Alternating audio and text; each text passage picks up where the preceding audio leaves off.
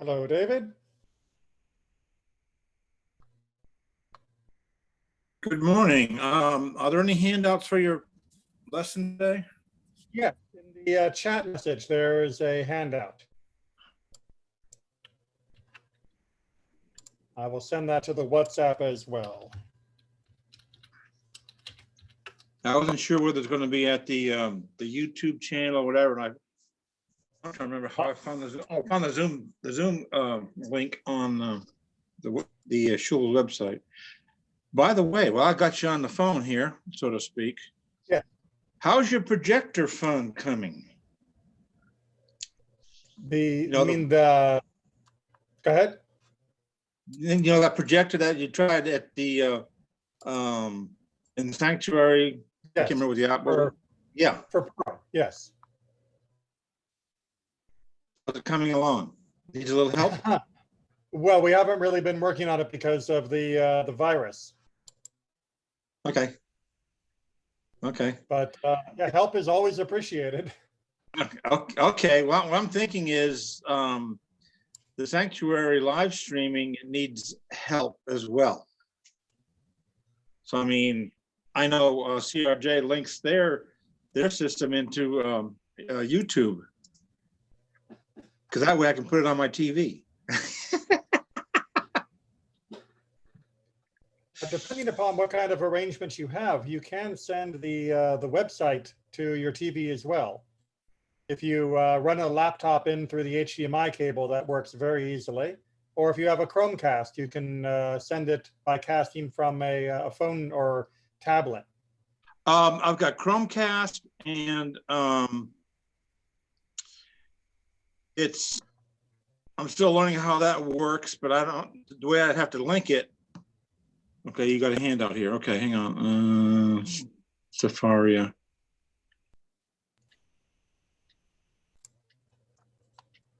I know the Google Chrome can't do it, but I'm having fun with a Mac on that guy. So I mean, what I tell you, I'm afraid I'm not great at Mac tech support. I like the Mac because, I mean, that way it supports the iPad, I think, a little bit better than what a Microsoft product would do. That's why I kept it.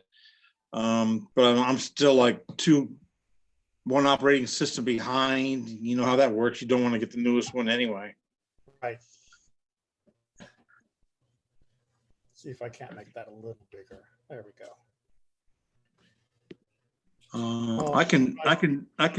I can zoom it. I'm only seeing one page. Right, you should be seeing of what?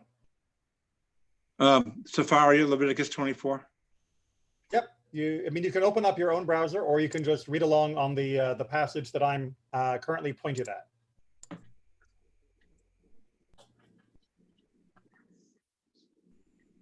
So it looks like we've got about 5 people on the YouTube, which is great. And we've got a few people coming in through the Zoom, which is also nice.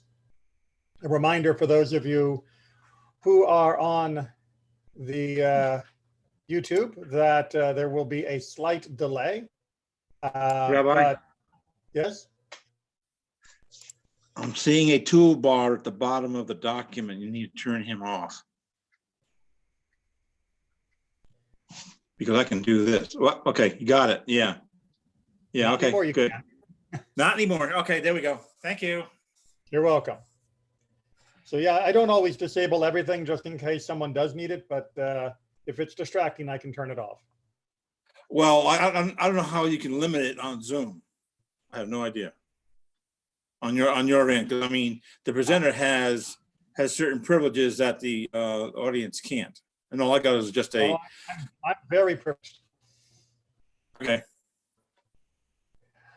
So why don't we go ahead and get down to work? We're going to be looking at Leviticus 24, and the chapter 24 has a very interesting structure. As you read through it, you may be forgiven for thinking perhaps there should have been 2 chapters, but they would have been both very short.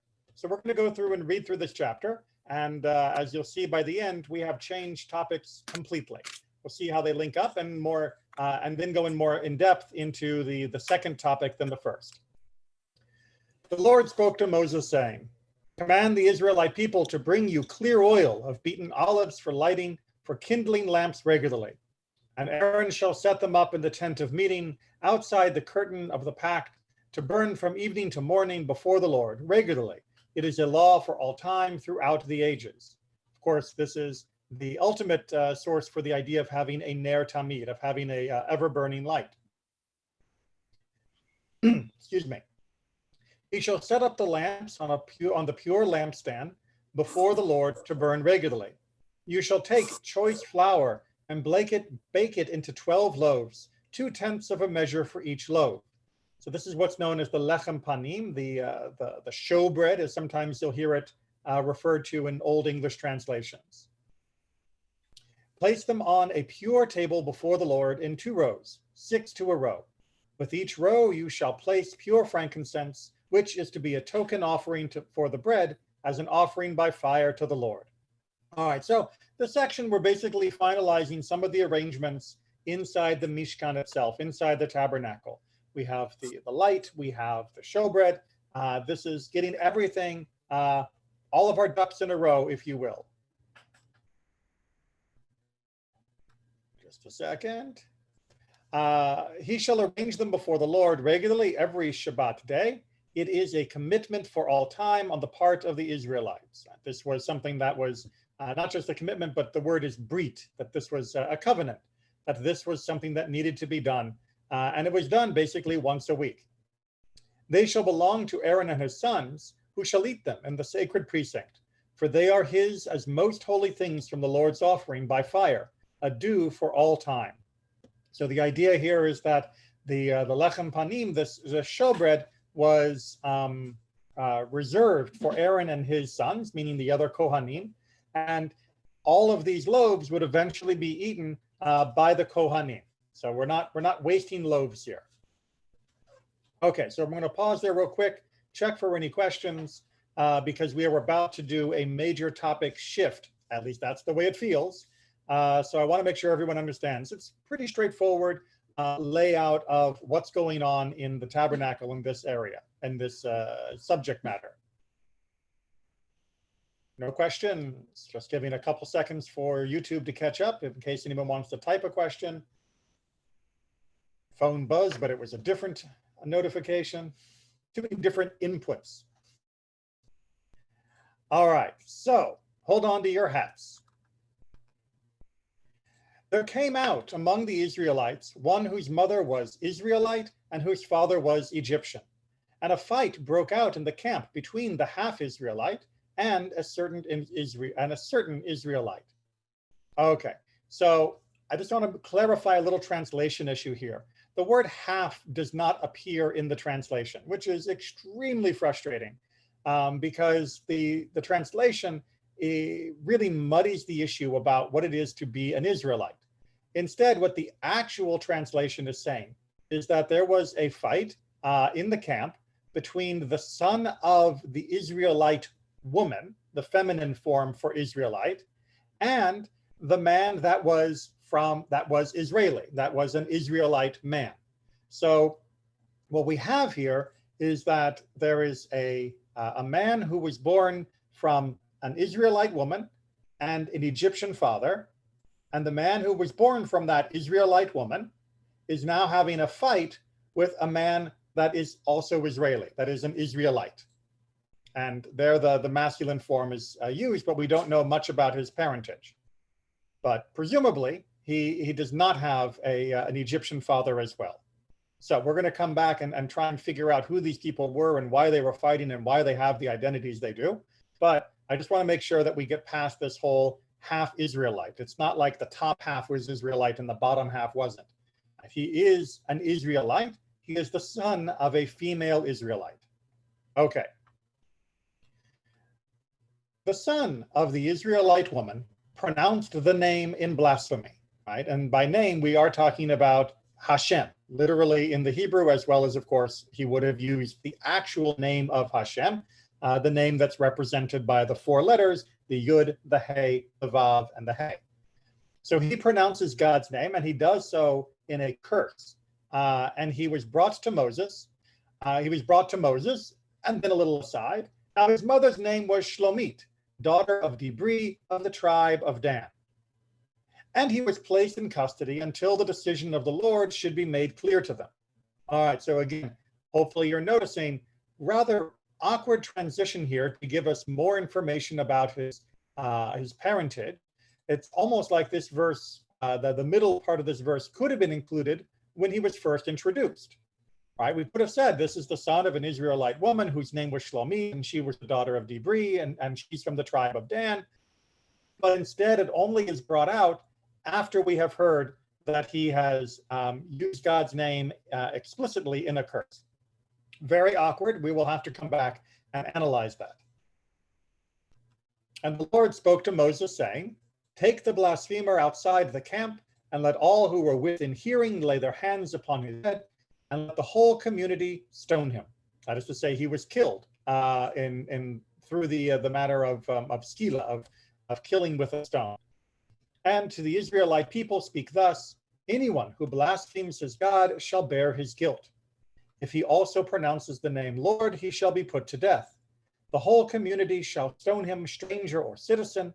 If he has thus pronounced the name, he shall be put to death. If anyone kills any human being, he shall be put to death. One who kills a beast shall make restitution for it, life for life. If anyone maims his fellow, as he has done, so shall it be done to him. Fracture for fracture, eye for eye, tooth for tooth. The injury shall be inflicted on another, shall be inflicted on him.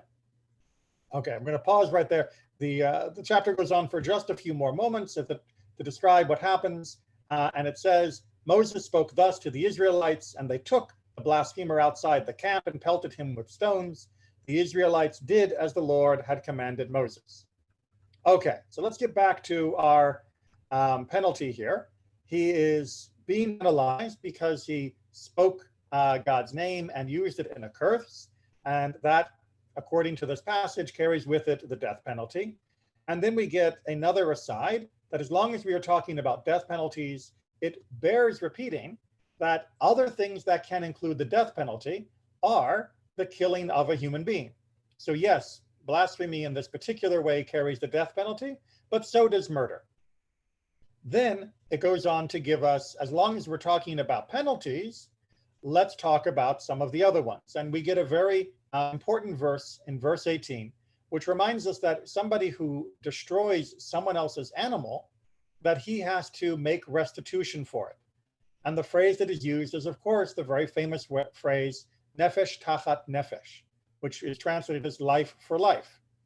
This is just, again, I don't want to dwell on this as the main topic, but this is one of the places where the rabbis point out that the Torah, by its own internal logic, does not always mean that a life for a life or a wound for a wound is always going to mean either execution or actually hurting another person because of the hurt that they caused. But instead, it simply means proportional punishment. Murder, of course, is directly punished by death, but the other forms that come after are done by monetary compensation in proportion to the damage that was done to the original person. So that is chapter 24 in all of its diverse beauty. Pause for a second for any questions or comments before we get into how our commentaries are going to wrestle with this unusually put together chapter. I'll just stare into the camera for a minute to give people a chance to either type their questions or to unmute themselves and reflect on this together.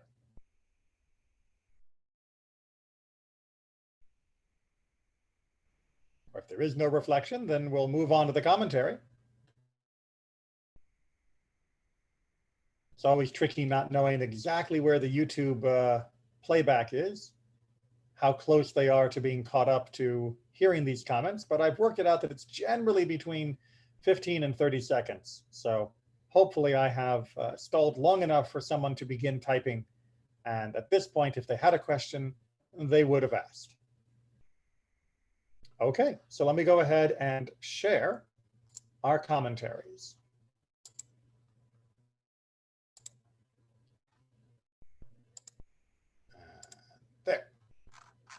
get up to the top of the page. There we go. All right, so how in the world are we going to understand this man's crime?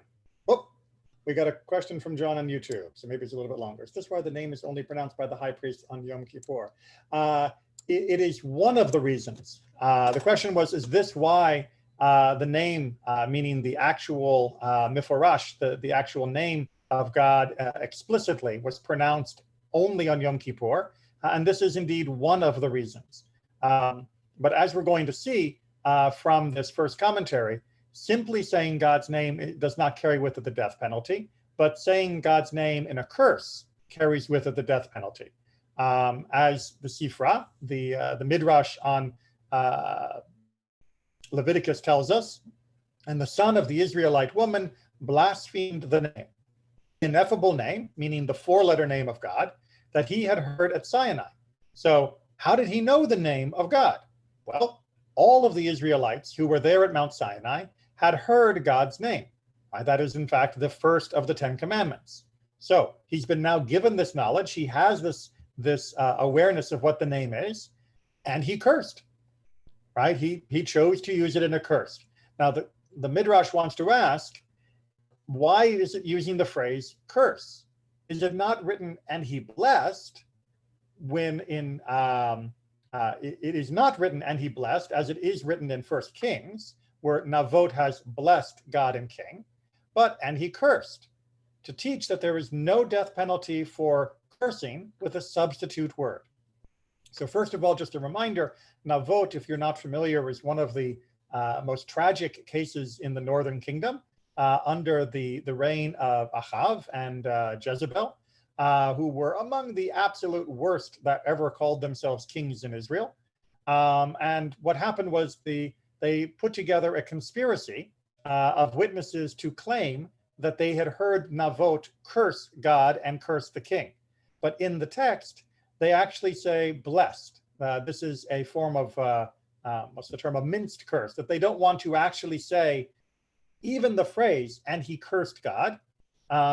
Therefore, they use the term blessed in a sort of ironic way, with a quote around it, if you will, to let people know that he didn't actually bless God and the king, but what he was doing was in fact the exact opposite. However, in our text here in Parashat Emor, it is saying that he cursed. It says explicitly. And the Midrash wants to know why did the Torah not show the same deference to avoid the word cursed when talking about God in the Torah portion, the way it avoids the term cursed when talking about God in the book of Kings? And the answer is that this is halakha. This is teaching a point of law. This is not merely narrating a story. And therefore, we had to hear the word curse in order to understand that it is only a curse that has the explicit name of God that is covered by this particular halakha, by this particular law. If someone was to curse God by saying God, rather than actually using the correctly pronounced four-letter name of God, they would not have violated this particular commandment. Still not recommended, please don't do it. But if someone were to use another reference to God, whether it be a different language or even in Hebrew, but not the actual four-letter name of God, they have not transgressed this particular mitzvah. Which then leads us into a second commentary from the Sifra, which is, well, exactly how do you adjudicate a crime like this? How do you have a trial about what a person said when saying it is itself a crime? For anybody here who has ever watched Monty Python's The Life of Brian, they actually do a very funny but completely inaccurate scene about somebody who was about to be stoned, presumably for saying God's name.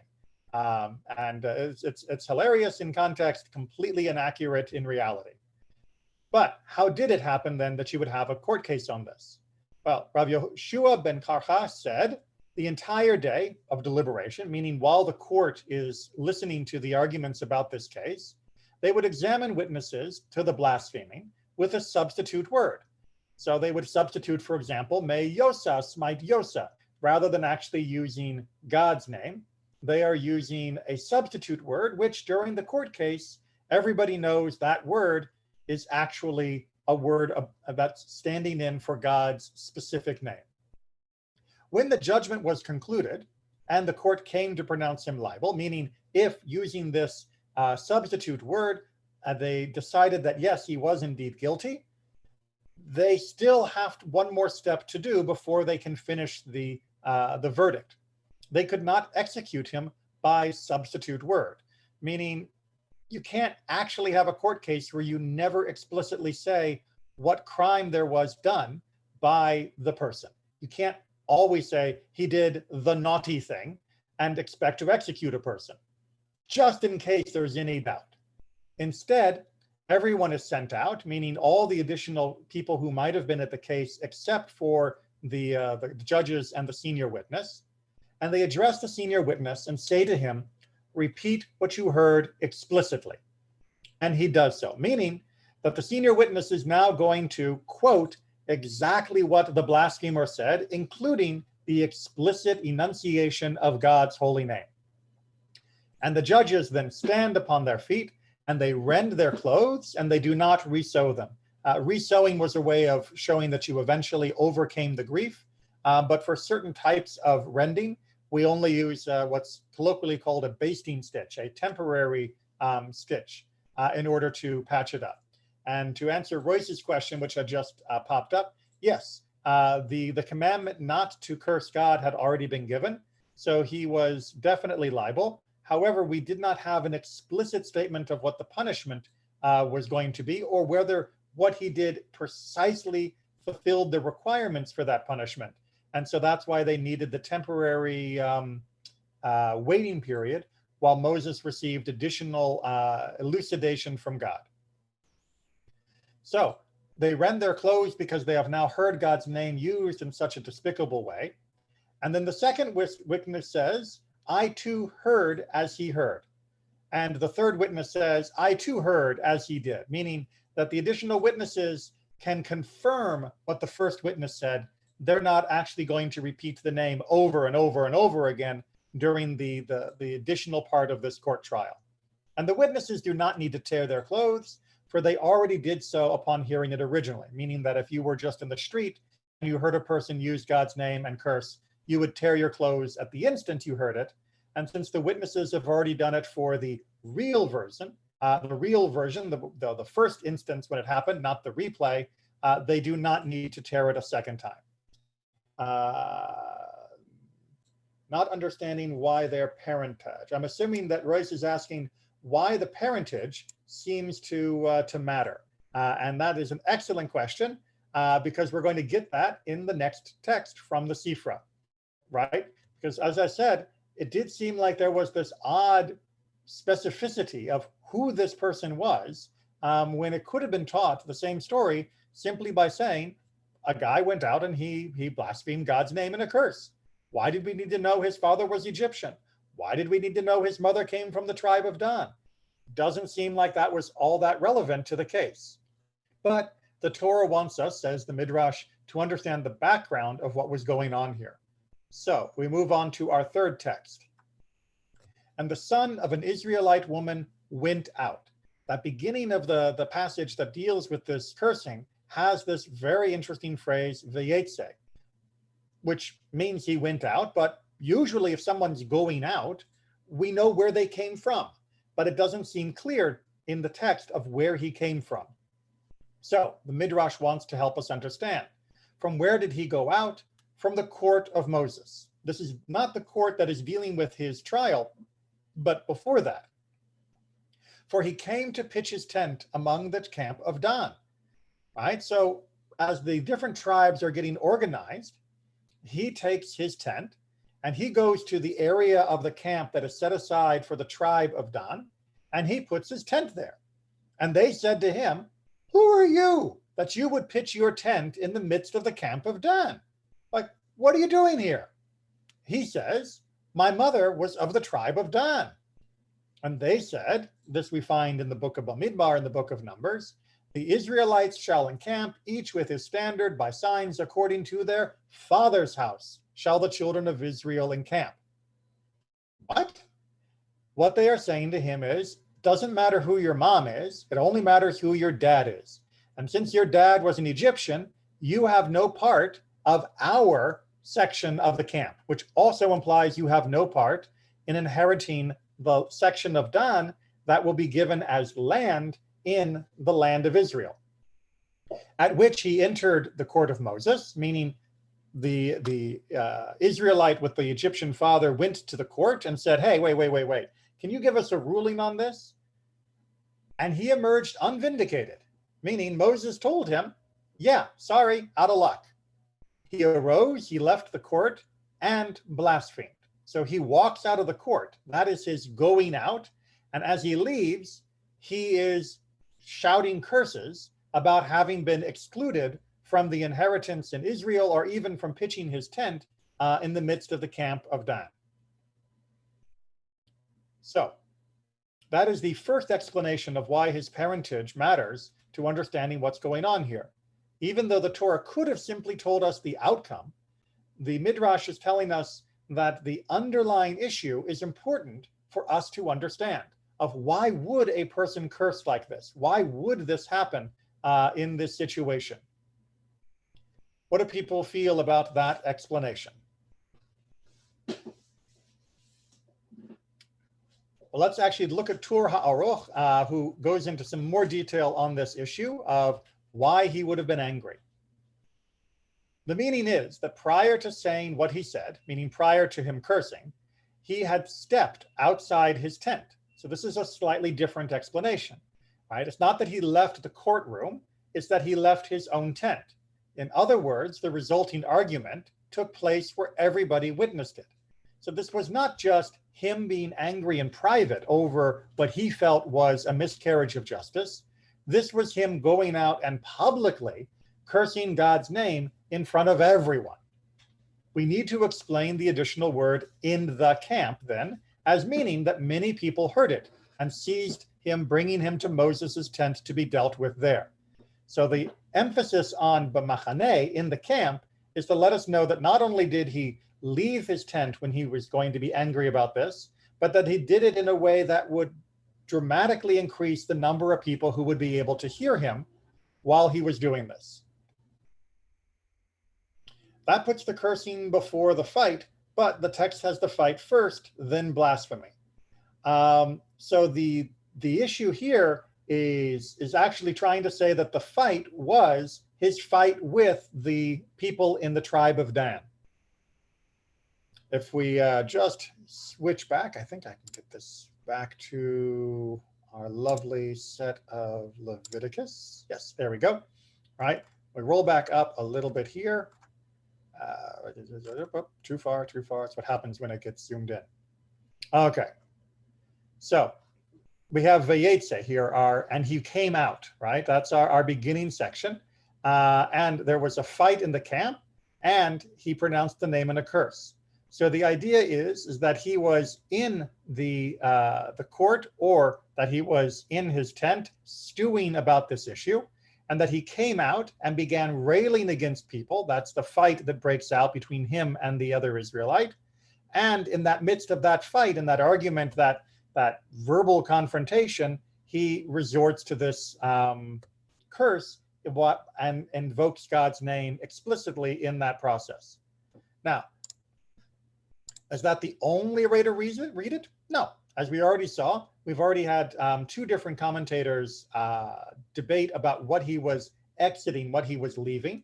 And as we're going to see, others will also disagree about what he was leaving as well. Just popping up and getting my tab so I can follow the YouTube chat.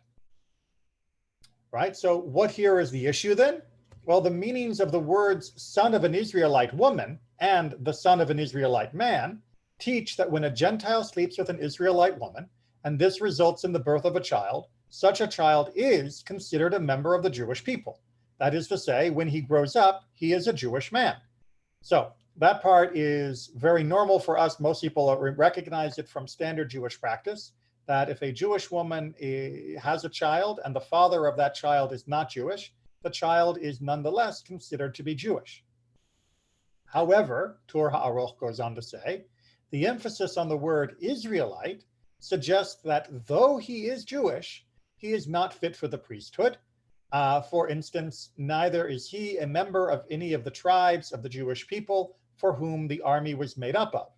Right? He wasn't officially part of a tribe because tribal affiliation and tribal inheritance was always assigned according to the father, as was the priestly inheritance.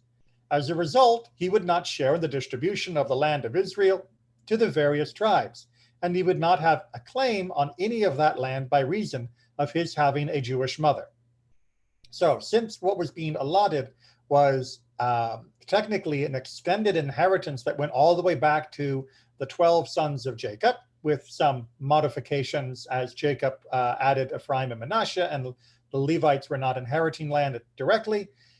Since he was not a member of that cadre of the male ancestry that would have received the inheritance, he was not eligible to receive dirt on the ground, so to speak.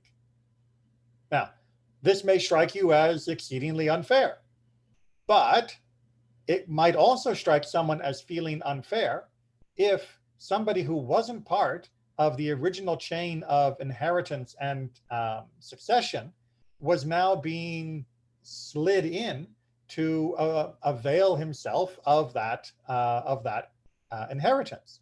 Just imagine you go to a reading of a will for a beloved family member, and somebody shows up and says, well, yeah, well, you know, my mother, who wasn't really part of the family or wasn't really part of the line of inheritance, she said I should inherit.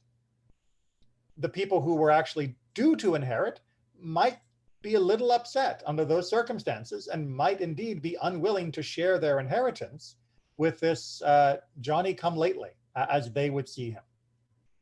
But you could also imagine that the person who was being cut out of the inheritance would be rather furious and might indeed say some things that were indelicate.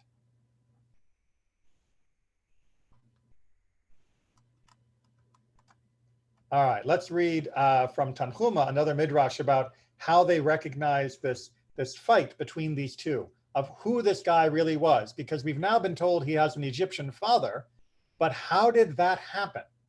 Well, from where did he go out? Rav Chia bar Abba said he went out from the lists of genealogy, meaning that he was removed from the main list because he did not have the appropriate father-son lineage that would have made him part of the inheritance line. Rav Levi says he was clearly a bastard. Now here we're using this as a semi-technical term, as the term mamzer, which is a person who was born from an illicit relationship. Doesn't necessarily mean born out of wedlock. Usually it's the child of incest or adultery. How so? Taskmasters were from Egypt and the officers were from Israel, meaning they had the hierarchy during the time of slavery, that you had officers that took care of small groups, but over them was a taskmaster who was Egyptian. On one occasion, a taskmaster met an officer. He said to him, go gather your groups of 10, meaning go get your guys together. When he had gone, he, meaning the taskmaster, entered his house, meaning of the Israelite officer, and sullied Shlomit, the officer's wife, meaning that he raped her. He had sex with her and he got her pregnant. Her husband returned and found him leaving his house, right? He comes home and here comes this Egyptian just strolling out of the house. When he, the Egyptian, noticed him, he, the Egyptian, beat him, the Israelite, every day and said to him, toil properly, meaning basically stay in line, work harder. There's nothing you can do about this, right? I am free to do whatever I want with whoever I want. And what are you going to do about it? This was the guy. The Holy Spirit was kindled in Moses. He raised his eyes to the sky. He said, was it not enough for this wicked man to rape his wife, but that he should return and beat him? Immediately, Exodus 2, verse 12, he smote the Egyptian and hid him in the sand. So, tying all of the loose ends together, the Midrash says, who was this guy's father? This guy's father must have been the taskmaster that Moses killed for beating an Israelite. Now, why would Moses have been even more justified? He would have been even more justified for killing this taskmaster if, in addition to having been beating one of the slaves he had also raped that particular slave's wife. That is adding more insult to more insult to more insult to injury. So this now tells us why Moses killed that guy and where this now young man came from. But how young was he? Well, we can do the math a little bit.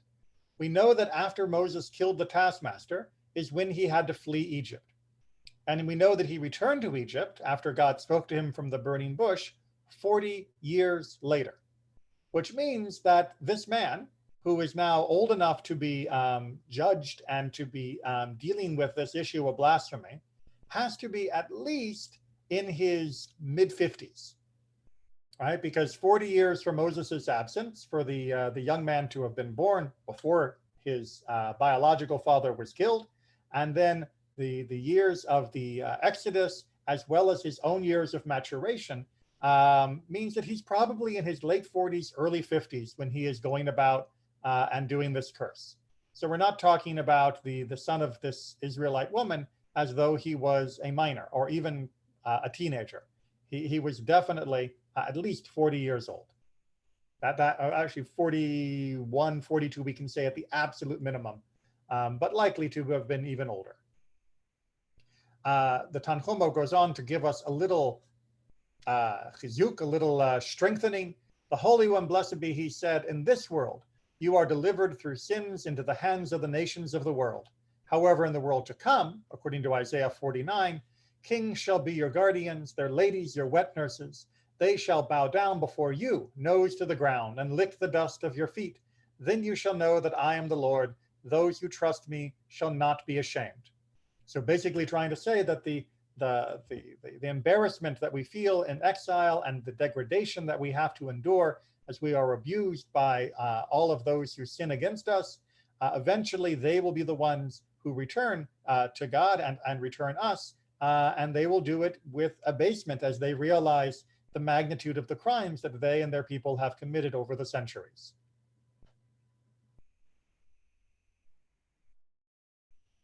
But are they really the only people who committed sins? Well, that's at least one opinion. In Bamidbar Rabbah, right, in the next midrash, the Israelites in Egypt did not break down into forbidden sexual relationships. As it is written, a locked up garden is my sister, my bride. This refers to the men who were unwilling to engage in forbidden sexual relations. It was locked off for them. A locked up spring, a sealed fountain. And this refers to the maidens. The verse is coming from Shir HaShirim, the Song of Song. So the idea here is that, no, we loved God, we loved our culture, and we were not perfect in the land of Egypt, as this Midrash goes on to say in its full version. But at least when it came to forbidden sexual relationships, we remained properly chaste and only had sex with our spouses.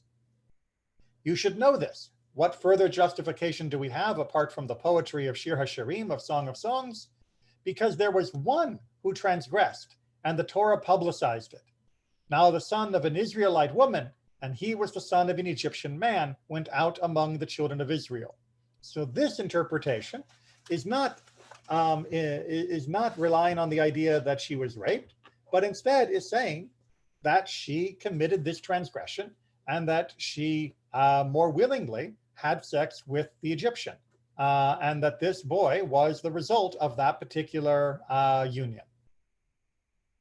It's doing this by sort of inverted, right? If you can only name one instance of a person who broke ranks and committed a forbidden sexual act, then that means that person must be the only person who broke ranks and committed such an act. It's like when people try to name, Jewish mass murderers or Jewish terrorists, the list is very, very short. And usually it's easy to list them because there have been so few. The fact that we can list some of them doesn't mean that they have been so many. It means the opposite, that the list is very, very short.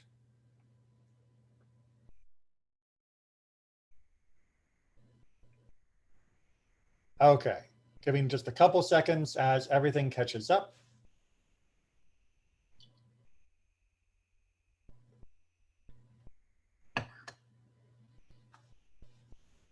Okay, I have a comment here Yes. while we're waiting. This could be the worst case of gossip ever put together. I mean,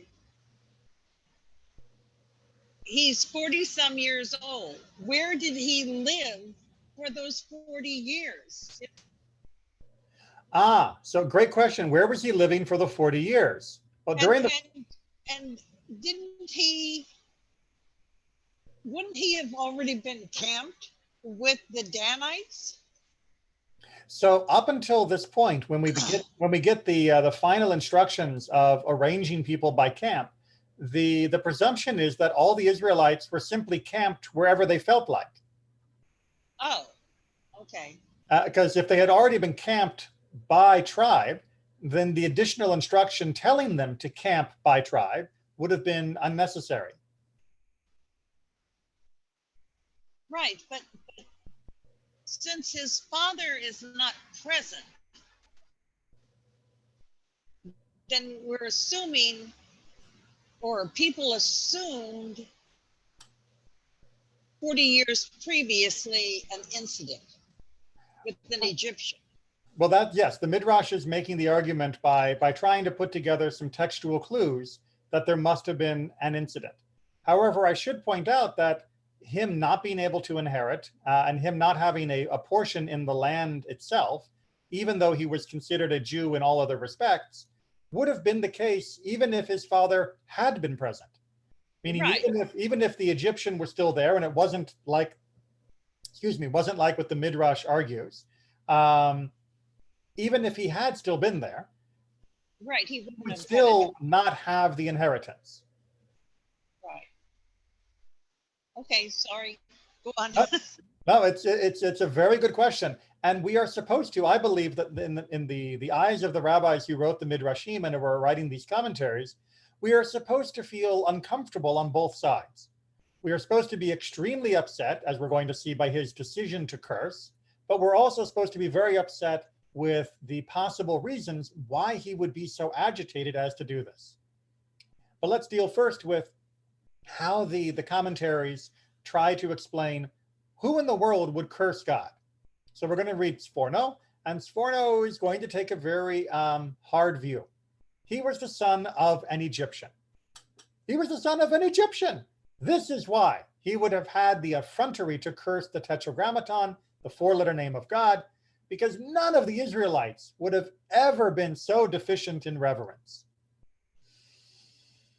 Okay, so Sforno, I believe he was trying to make more of a moral, ethical claim to his own generation than he is trying to give good textual analysis. And no offense to him, I don't think that those two are mutually contradictory or that one is superior to the other.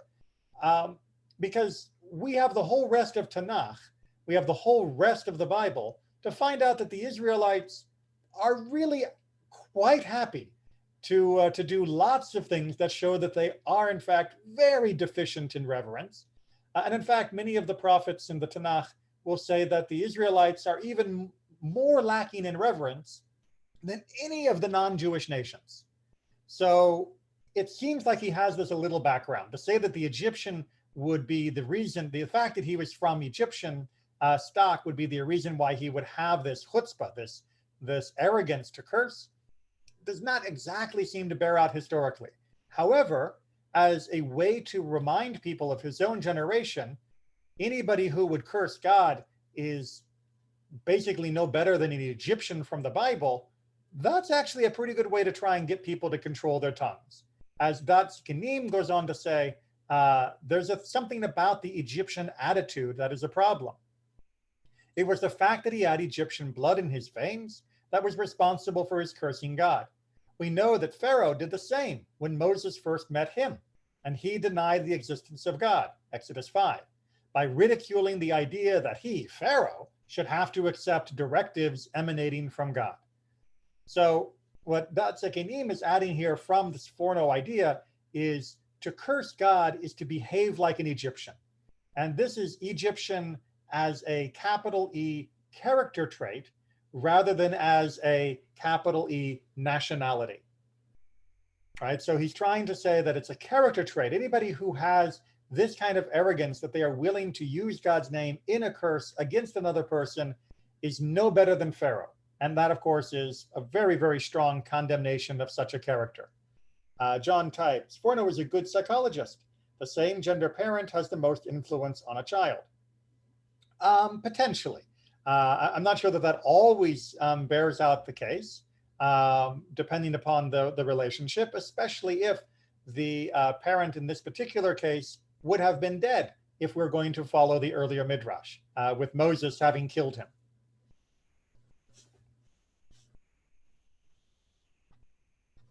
All right, let's move on to a couple other reasons, a couple other explanations of how this might have worked and why his parentage, as Royce was pointing out, could have played a role here. So regarding Rashi's statement that he was converted, I didn't bring it because I was running out of room on the page, but Siftei Chachamim are reminding us that if you read the Rashi commentary, which you can find at Sefaria, you'll find that Rashi makes the point that this man, the son of the Egyptian father, also went through conversion.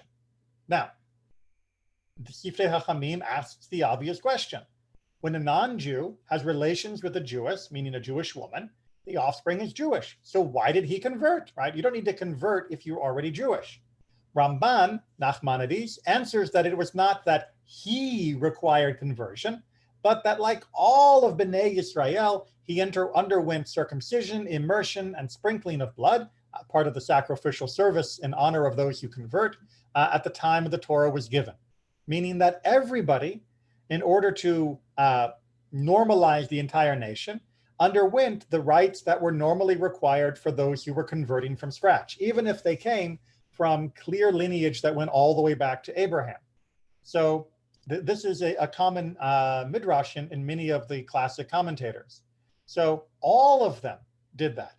And this man, the son of the Egyptian, he chose not to follow his father's ways, but went after his mother and attached himself to the Israelites.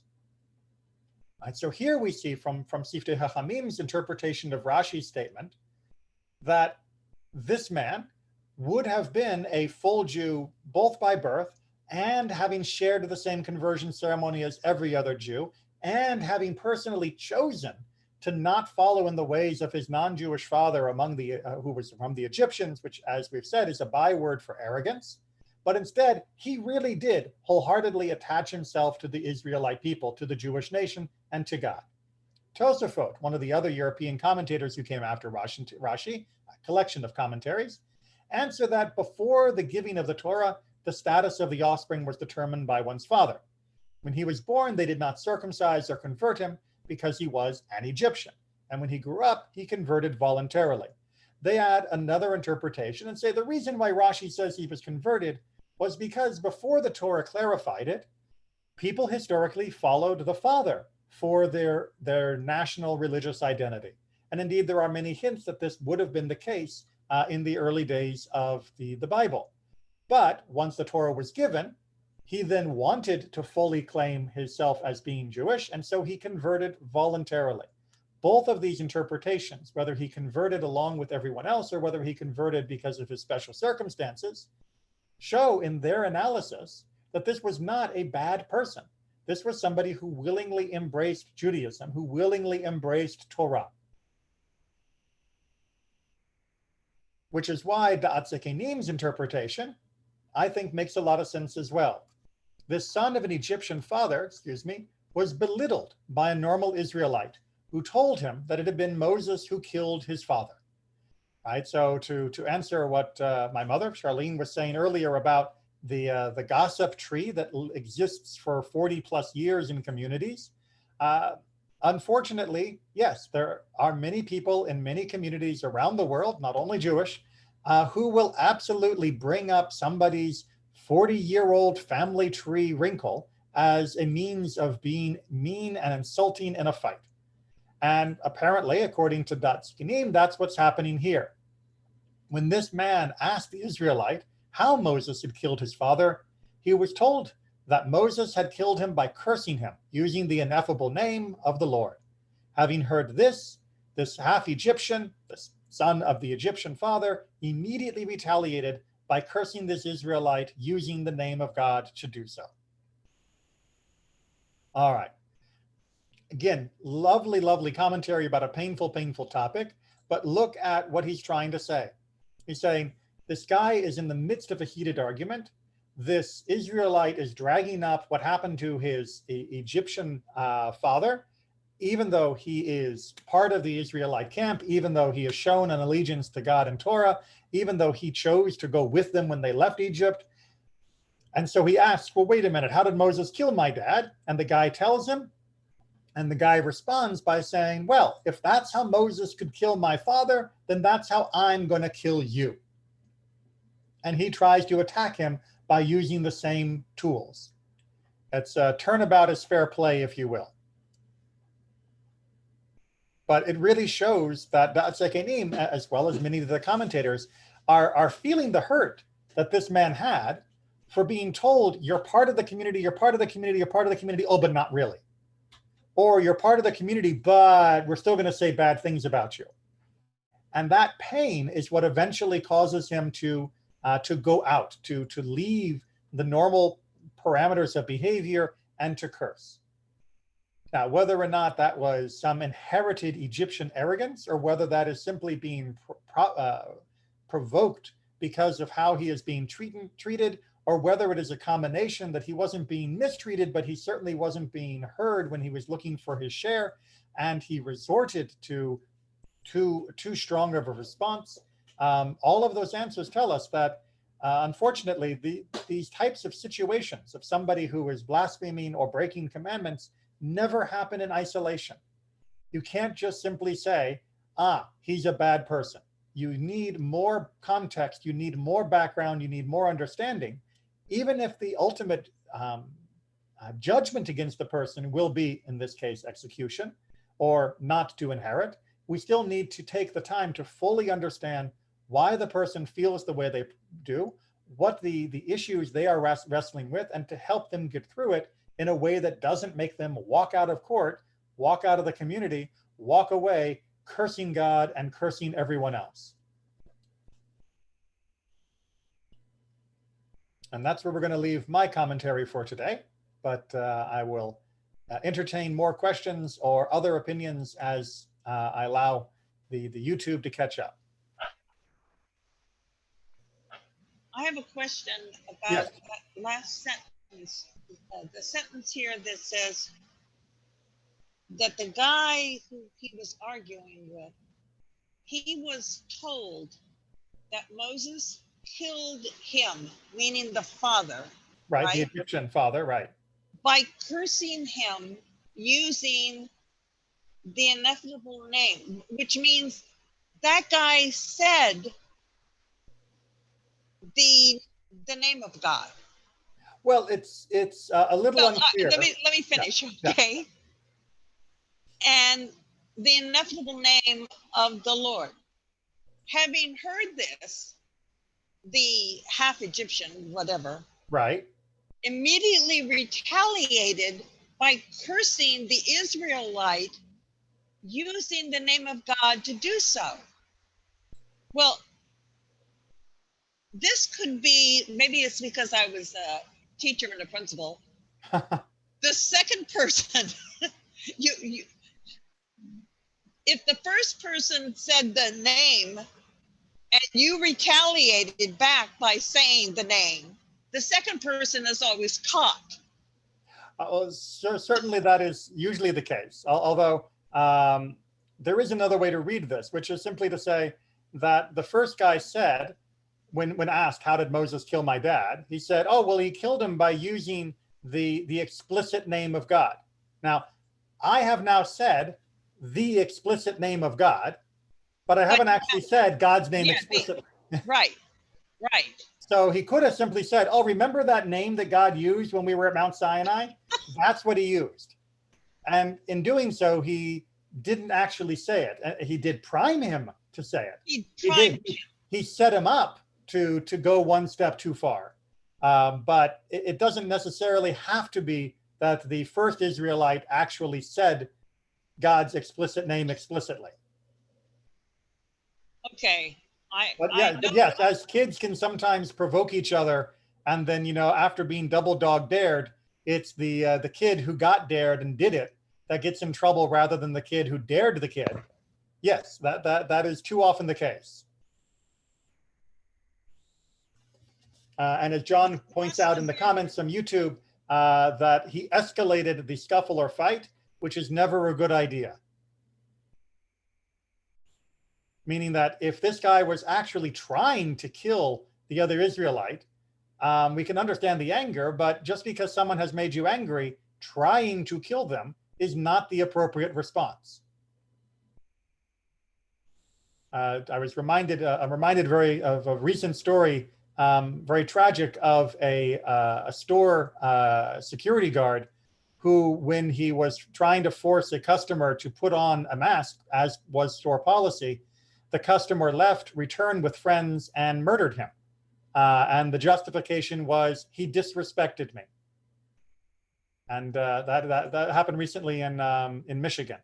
And being disrespected is not a reason to return and murder a person. Just as what Datsekinim is saying here, that the half-Egyptian was probably trying to murder this guy by using God's name. Right, but this must have been, I can agree with Rashi and the others, it must have been a crushing event for this man who probably had been married and had children, and now, I mean, it's a crushing event when you're told you're not part of us. Exactly, and you're going to be left out. And you're left out, and your children and your children's children.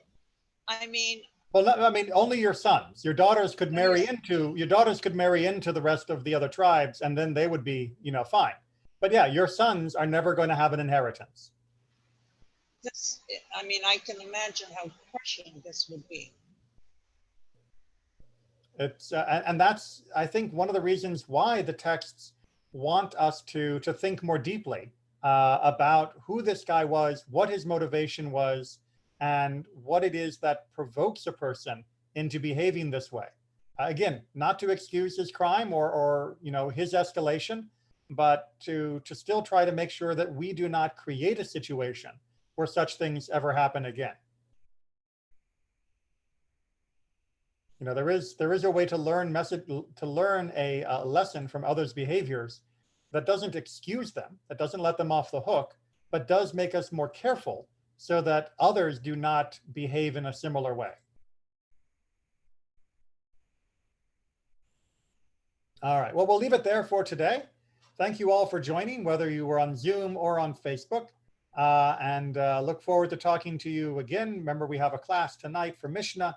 We have a class tomorrow night for Pathways at 6 o'clock. And of course, we'll have the study again next week. Please remember to check your emails. The links for these classes do not change. So if you're using the link one week, it's good for the next week too. But you can always check the old emails for them or keep an eye out for new ones just as a reminder. And if you ever have a question, contact me. Take care, everyone.